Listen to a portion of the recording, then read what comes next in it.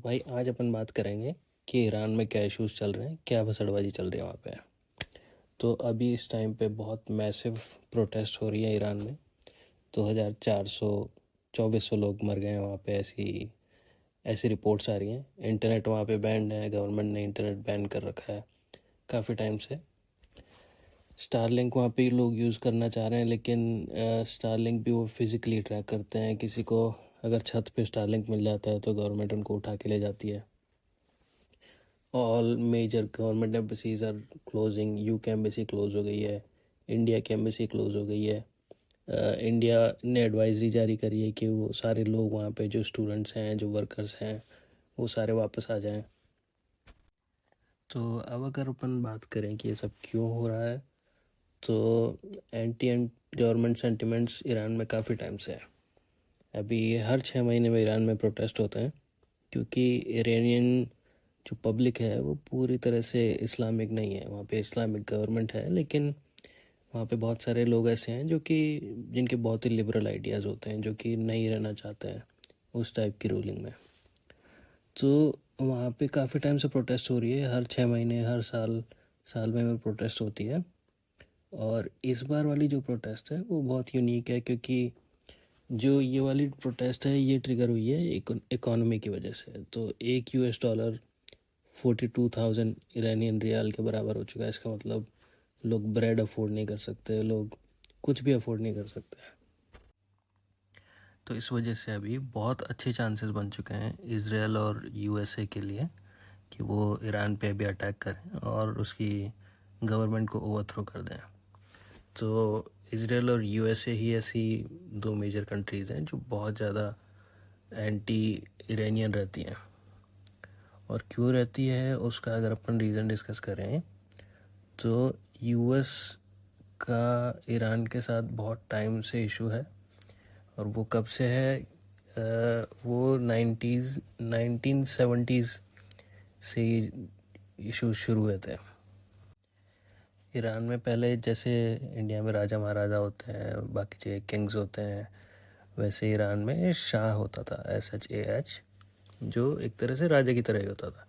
तो ईरान में जो शाह था 70s में, वो पपेट लीडर था यूएसए का, क्योंकि यूएसए ने इंस्टॉल किया था कि वहाँ के जो ऑयल रिजर्व्स हैं, जो वहाँ के रिसोर्सेज हैं, उनका इजी एक्सेस मिल जाए यूएस को।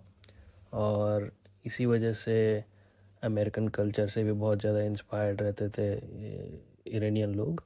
वहाँ पे लोग वेस्टर्नाइज कपड़े पहनते थे, इतनी रिस्ट्रिक्शन वहाँ नहीं होती थी। तो जब लोगों ने देखा कि इतना इन्फ्लुएंस्ड है वहाँ की गवर्नमेंट यूएसए से, तो इस वजह से वहाँ पे इस्लामिक रेवोल्यूशन चालू हुआ 1979 में।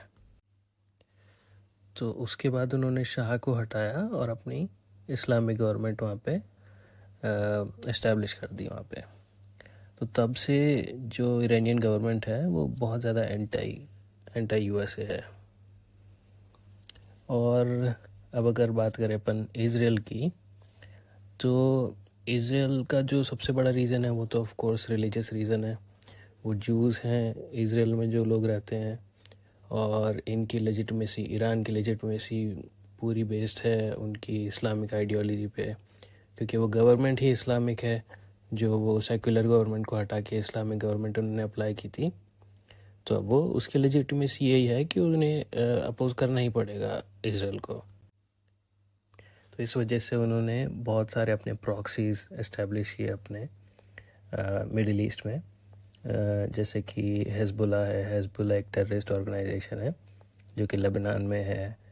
जो हमास है, जो टेररिस्ट ऑर्गेनाइजेशन गाज़ा में है जो, और जो हूतीज़ हैं जो यमन में, ये सारी जो टेररिस्ट ऑर्गेनाइजेशंस हैं ये ईरान की ही बैक की हुई है। इनको ईरानियन प्रॉक्सीज बोलते हैं, एक्सेस ऑफ ईविल भी बोलते हैं इन सबको मिला के। और ये सारी प्रॉक्सीज मिल के कभी ना कभी रॉकेट्स फायर करते हैं इज़राइल पे, कभी टेररिस्ट अटैक करते हैं, तो कुछ ना कुछ करते ही रहते हैं। और ये बहुत ही मतलब गुड ROI है ईरान के लिए, क्योंकि इनको डायरेक्टली इंगेज भी नहीं होने पड़ता इज़राइल से, लेकिन फिर भी हाई इम्पैक्ट जो एक्टिविटीज़ हैं वो ये इन प्रॉक्सीज़ के थ्रू करता है।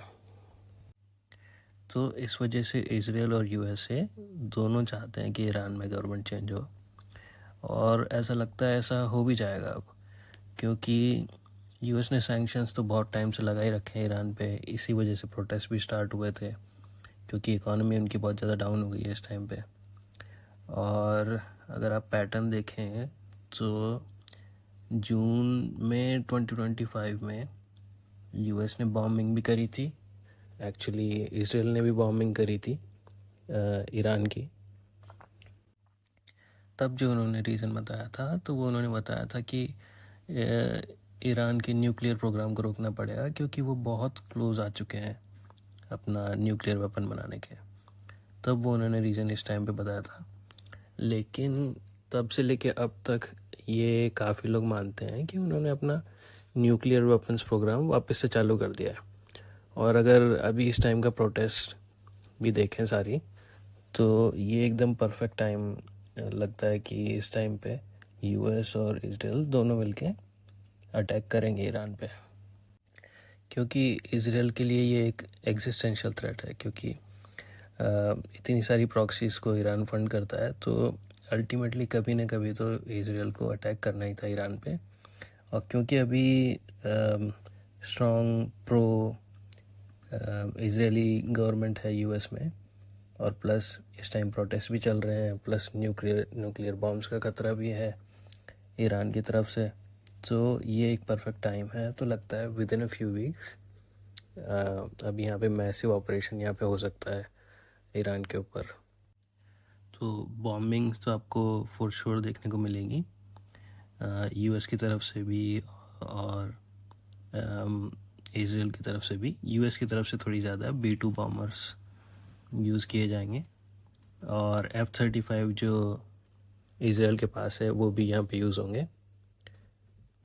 जब तक बूट्स ऑन द ग्राउंड की बात चल रही है, तो बूट्स मेरे को लगता है लाइकली इजराइल के ही होंगे, क्योंकि US boots on the ground में आजकल बहुत ज़्यादा बिलीव नहीं करता है, क्योंकि अफ़गानिस्तान में ऑलरेडी वो काफ़ी साल से फंसे बैठे थे, इराक़ में काफ़ी साल लग गए उनको, तो वो अगर जाते हैं तो वो लंबा ही जाते हैं फिर।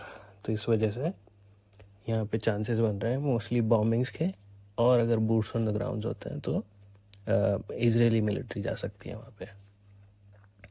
लॉजिस्टिक्स दोनों तरफ से, क्योंकि यूएस का बहुत ज़्यादा लंबा नेटवर्क है, लॉजिस्टिक्स उनकी बहुत अच्छी है, तो वो भी प्रोवाइड कराएंगे। नेवल सपोर्ट वो प्रोवाइड कराएंगे, और जो लोकल सपोर्ट है वो ऑफ कोर्स वो इजराइल से आएगा, मिलिट्री सपोर्ट।